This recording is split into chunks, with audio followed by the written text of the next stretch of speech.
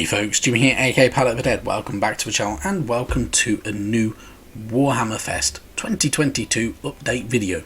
And as per usual with all these videos, if you like them, hit the like button, subscribe to the channel if you haven't already, and of course drop a comment down below. Love hearing back from you guys, and it goes a massive way to help the channel too. Now, really cool bunch of updates today. So of course it is day 2 of Warhammer Fest 2022 online, and it is Age of Sigmar Day. Now, Age of Sigmar Day is the one I look forward to the most. I love Age of Sigmar, and it is definitely in my wheelhouse, and yeah, definitely a cool one. So, without further ado, let's get cracking. So, first off, Silvernet are going to get a massive boost and update. So, to begin with, there will be, of course, a new Silvernet Battletome, which will give us updated rules, stats, and much more for the Silvernet, as well as some campaign missions that we can do for them along the way. But of course, because there will be loads of new updates, they're going to release a whole bunch of new minis too. So, first off, and most importantly, there is the Lady of Vines. This is a model that came out a long time ago, and there is now a new version of it, a much updated version, as the old one was discontinued a long time ago. So this new mini, the Lady of Vines, is pretty damn cool. I imagine it's going to be very fragile, which is going to be the biggest downside to it, but a load of really cool bits and pieces for it. So there are a lot of hidden little details on her, from the looks of it as well, including a human skull that is kind of hidden away in her collarbone neck area, which looks pretty damn cool and kind of very nicely done. There is the kind of enemy that is being trampled on underfoot, which looks like a Cyclops, but he also looks like a bit like an orc, so who knows what that's supposed to be. I think it's just meant to be a good old demon of Nurgle, or a plague bearer of some variety. And the metal plate work on the shoulders and just over the groin area of the mini are very elven in style. So these are very reminiscent of Lumineth Realm Lords and the Idoneth Deepkin, in my opinion, and they look pretty damn cool at the same time. They look really nice. It looks like a very nice fitted model, and yeah, I'm looking forward to seeing how people paint this up, and if there's any extra options for her as well, whether it's a case of carrying a blade instead of that staff, who knows, but really cool stuff, and I'd like to see a little bit more out of that. Then we want some more troops for the Silvernet, so we're going to get some Gossamer archers. So the Gossamer archers are flying archer units. They have these bugs attached to their back, which look like they are the ones that sprouted the wings, and are carrying these Silvernet around and allowing them to fire their arrows from above, which looks really cool. It looks like it's going to be a box of 5. I'm not going to lie, it's probably not going to be super cheap, but really cool stuff. I really like them. The sculpts are really good. They're very action posed, as well as instead of being kind of like a stale pose and kind of like a very still pose or anything like that.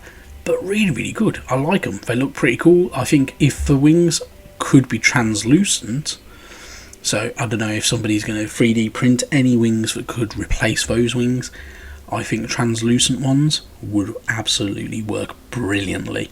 So I can imagine anybody with a resin 3D printer and some clear resin could get a really cool set of wings for these units, which is not a bad shout as well.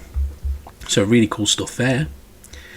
Then, sticking with flyers, there is the new Spite Rider Lancers, which look like they are more melee based, with a banner carrier and 2 other units as well, carrying these fairly chunky looking shields, but look really good, and they're flying on big massive insects, which look pretty gnarly and pretty cool, and I can see some really nicely painted minis coming from those. This box looks like it's going to double up as a secondary box as well for a second unit, which will be the Revenant Seekers. So the colour scheme that they've gone for is a red colour scheme over a kind of a blacky blue colour scheme, so very, very different looking, and it does make them stick out a bit differently. But these are also going to be melee units, so they have these kind of sickle like swords which look pretty damn cool and could be a really, really good unit to have. I must admit, they look pretty damn cool, and yeah, it'd be nice to see these on battlefields in the very near future. And that is it for the Silvernet. But really, really good stuff, a lot to look forward to, and some really, really cool bits if you're a Silvernet player. But if you're not a Silvernet player, don't worry, you're not being left out here.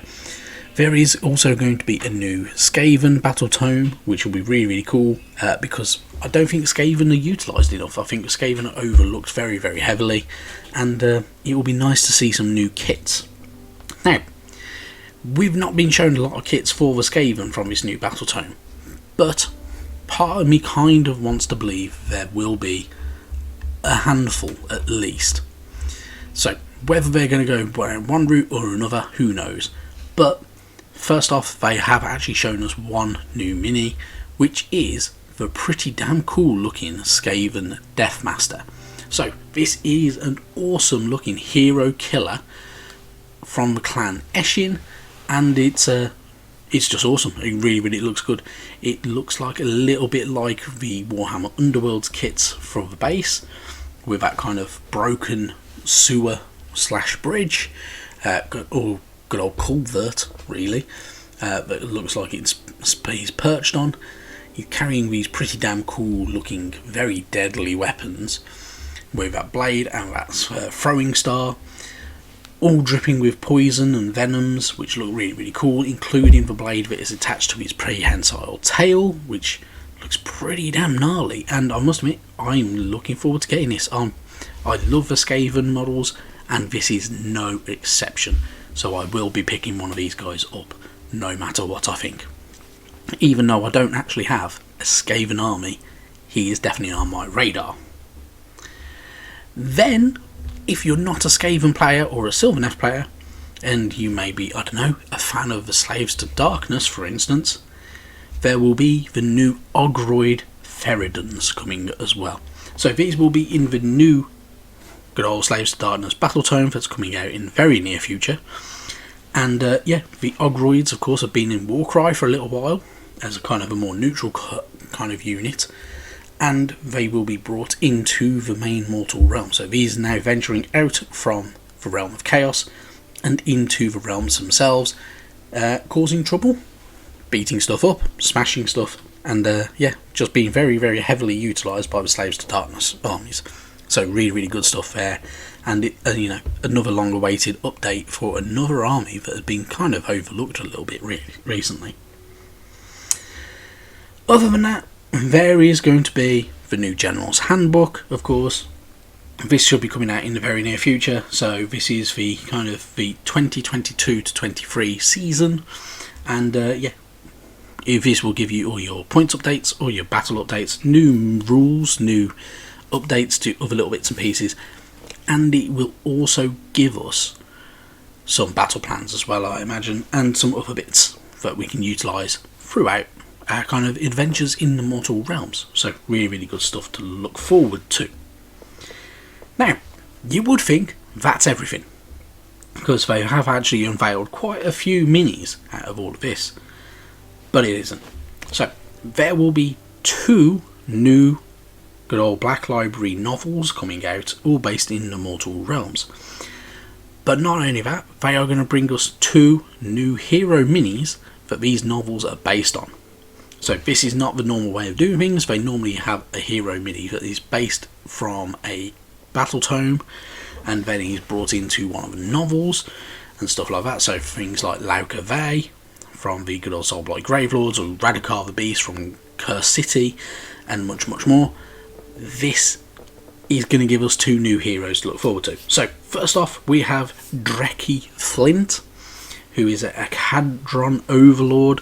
This looks really, really cool. He's got some pretty cool looking stories, including stories that are already on blacklibrary.com that you can download and read for free of short stories, and he will have a new novel as well, which will be accompanying him, which will be really, really cool to see.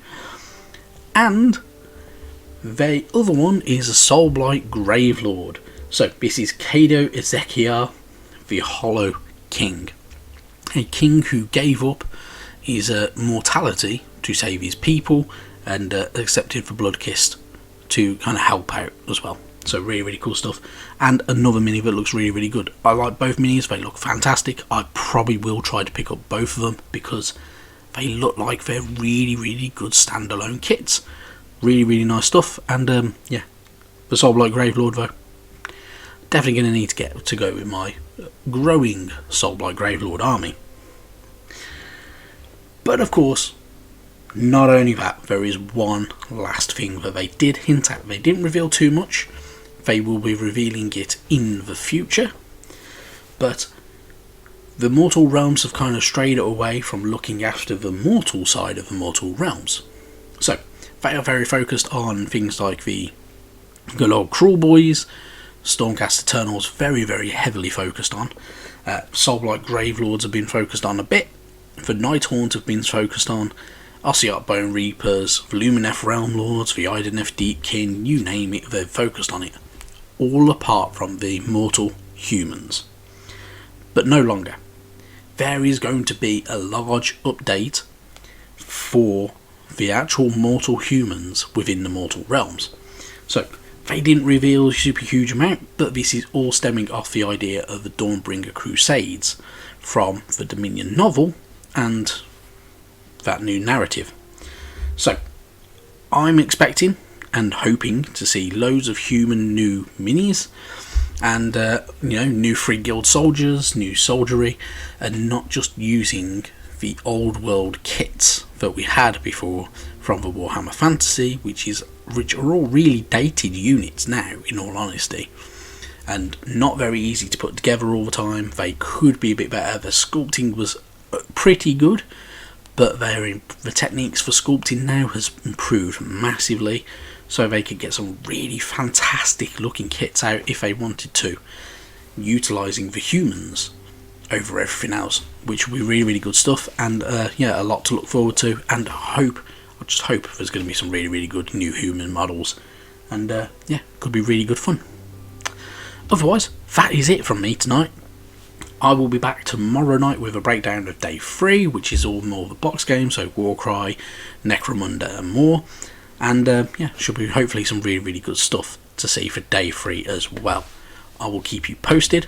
Thank you very, very much for watching now, and I'll see you tomorrow night. Bye bye now.